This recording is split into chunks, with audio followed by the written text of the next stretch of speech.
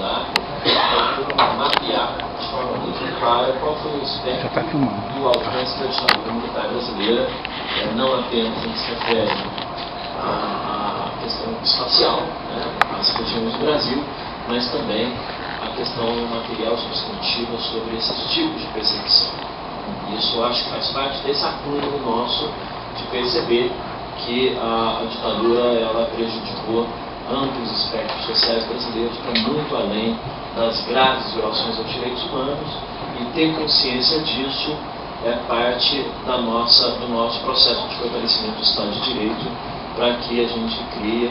as condições objetivas e institucionais para que elas não se repitam. Queria, portanto, dizer da nossa satisfação de estar entregando isso aqui para a Comissão Estadual do Rio. Para nós é uma referência ao olhar da Comissão de Anistia. A Comissão Estadual do Rio de Janeiro é a comissão que tem cumprido o seu papel mais rigoroso em termos de dedicação na identificação individualizada dos autores dos crimes, que essa é a tarefa fundamental que tem que ser cumprida para a gente poder, agora, na entrega dos relatórios finais das comissões da verdade, abrir um novo ciclo da agenda da transição no Brasil. Nós sabemos que a entrega dos relatórios não é um ponto final, não é uma pedra sobre esse assunto, pelo contrário, ela é um ponto inicial de uma nova fase, de um novo ciclo, nessa grande luta que nós temos ao longo do tempo em torno do conceito de anistia no Brasil. Então, nós temos sustentado a anistia um dia, foi disputada e compreendida como liberdade, lá na década de 70, quando a sociedade foi às ruas reivindicando que ela pudesse significar a libertação dos presos políticos, a liberdade de participação dos partidos políticos, a liberdade de associação e assim por diante. Depois nós tivemos um outro momento onde o sentido de anistia foi apropriado pela ditadura como impunidade, especialmente a partir de 79. Depois nós tivemos a anistia compreendida como reparação na Constituição de 88, durante a Constituinte e até tempos muito recentes. E hoje os novos movimentos sociais que surgiram nessa nova agenda têm procurado lutar para que a anistia seja compreendida dentro dos marcos das convenções e tratados internacionais de direitos humanos e, portanto, no sentido de que elas não atingem os crimes contra a humanidade que são necessariamente imprescritíveis e impassíveis de anistia. Ou seja, aproximar o conceito de anistia é uma ideia de verdade e de justiça, que é o que está colocado hoje no discurso social. Essa, para mim, a luta, isso é importante para as pessoas compreenderem que a luta é a mesma desde lá de trás, nós só estamos somando nossos esforços nesse momento, escrevendo novos capítulos de um livro que se iniciou lá atrás e que ninguém pode ter a arrogância de achar que estará escrevendo a conclusão ou o capítulo final. Nós estamos, portanto, contribuindo num processo político iniciado lá atrás e agora nós temos que saber potencializar isso a fim de que nós consigamos democratizar cada vez mais as nossas relações sociais e também as instituições do Estado brasileiro. Esse é o primeiro recado que eu queria deixar. O segundo é dizer para vocês sobre a importância de que nós possamos agora também pensar institucionalmente essa agenda de continuidade. É fato que a Comissão Nacional da Verdade entrega até o final agora em dezembro, ela se extingue por mandato, depois as comissões estaduais também estarão entregando os seus relatórios finais, elas também se extinguirão, e voltaremos àquele cenário de existência da Comissão de Anistia e da Comissão de Mortos Desaparecidos como duas comissões que não têm, portanto, um mandato final, elas não têm esse elemento temporal delimitado, são comissões permanentes do Estado brasileiro, e nós vamos precisar novamente reorganizar a nossa agenda dentro desses espaços institucionais de reparação e de reverberação das vozes que no passado foram caladas. Como fazer isso num momento de transição governamental, seja lá quem for o vencedor, mas como fazer isso de modo que não haja retrocesso, que aquilo que nós conseguimos conquistar até agora seja mantido e que seja aprofundado num próximo ciclo, independentemente das pessoas que lá estejam. E isso é importante, eu acho que a sociedade, os movimentos sociais que giram em torno da justiça de transição têm que estar atentos para essa questão. Tem que estar muito atentos para isso, para que a gente possa realmente não permitir que aquelas vozes que certamente se colocarão No dia seguinte,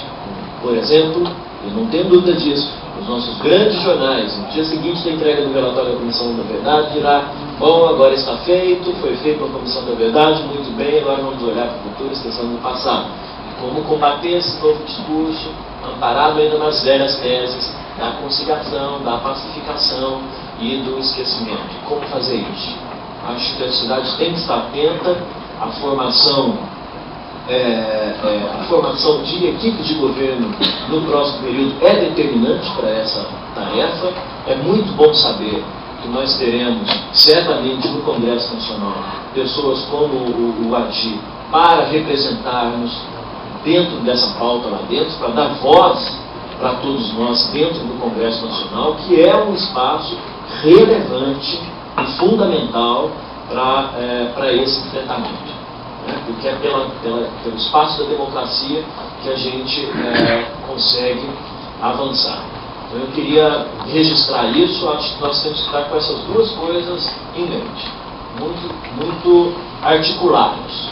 Nós querendo ou não, acabou se criando dentro do Brasil, naquele momento em que nós estávamos reivindicando o processo de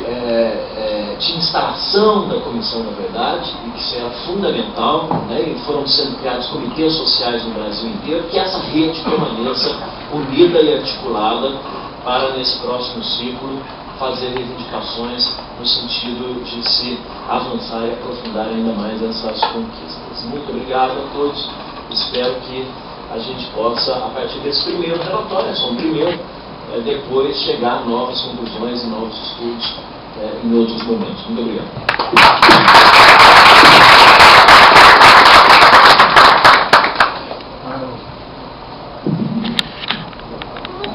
Eu vou passar a palavra agora ao Fluminense, foi quem coordenou a pesquisa dos processos nessa edição.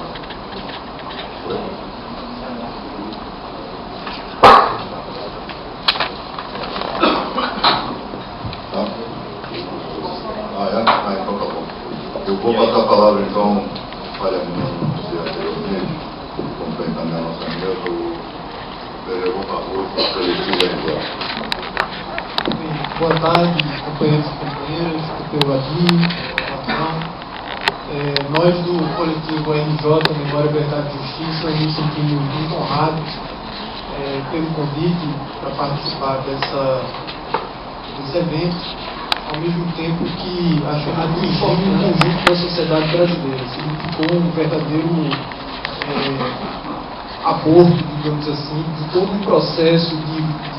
evolução, de desenvolvimento, de efervescência cultural que vinha acontecendo no nosso país até o dia 1º de abril de 64. Mas a classe trabalhadora brasileira, em especial, foi profundamente atacada, profundamente prejudicada com o golpe e com a ditadura militar.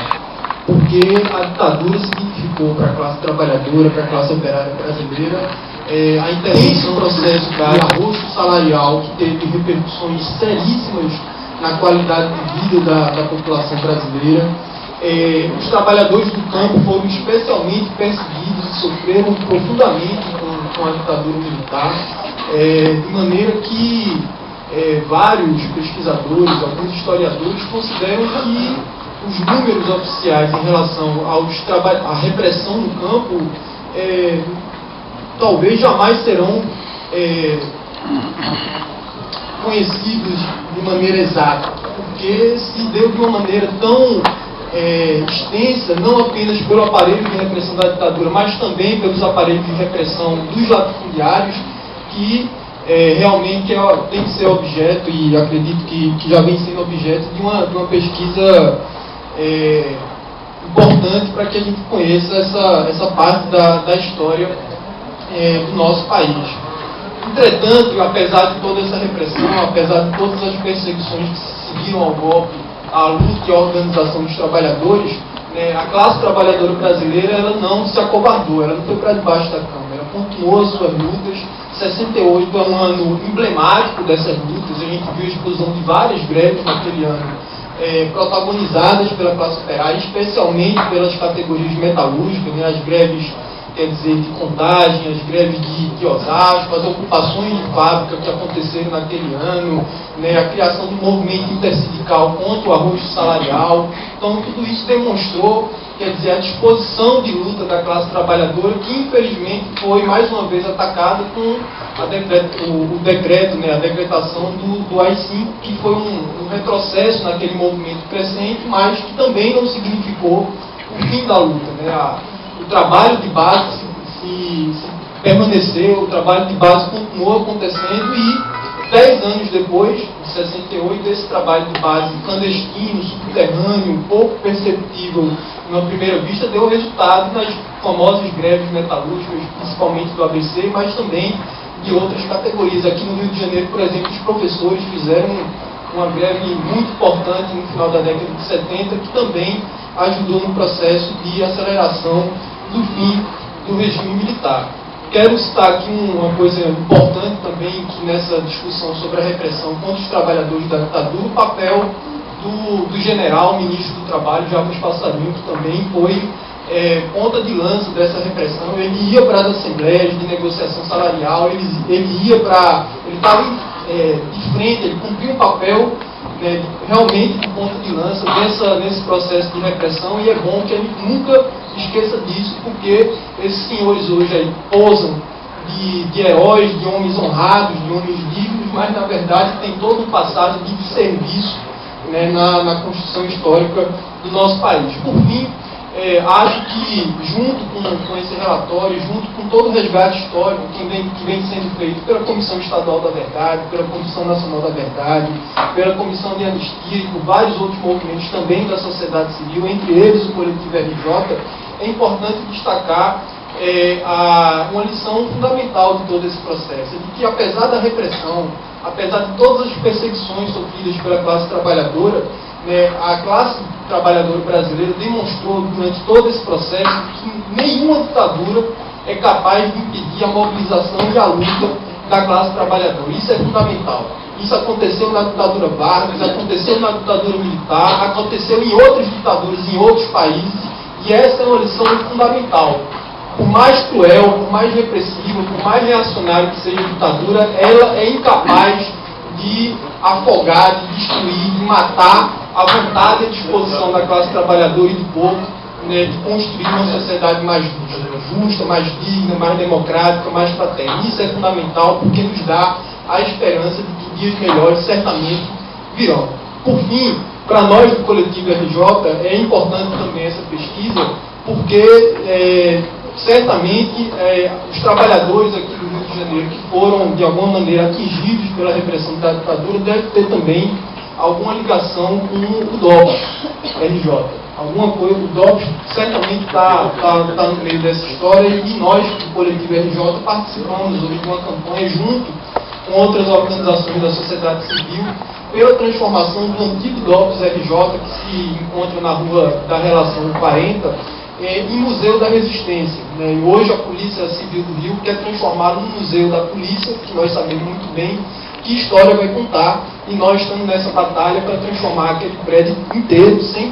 dele, num espaço de resistência, de homenagem a todos e todas que de alguma maneira participaram desse importante processo de luta contra esse regime de exceção. Então, para nós também é importante esse registro para que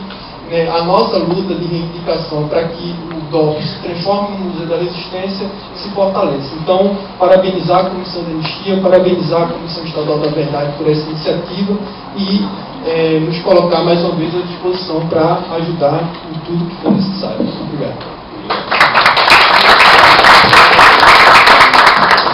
Bem, então, nesse momento a gente entrega formalmente o nosso relatório para a Comissão Estadual do